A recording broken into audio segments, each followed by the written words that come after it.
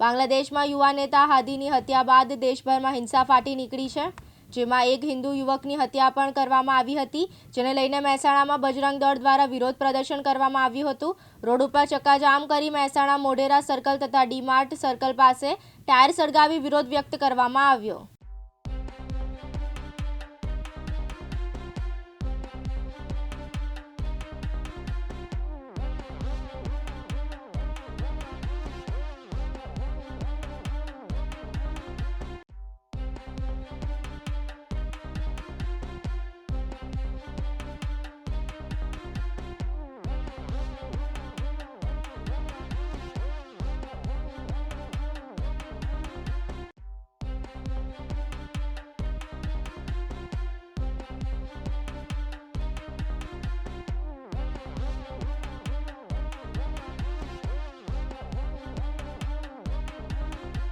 અનુપસિંહ ચાવડા, દિવ્યાંગ ન્યૂઝ, મહેસાણા।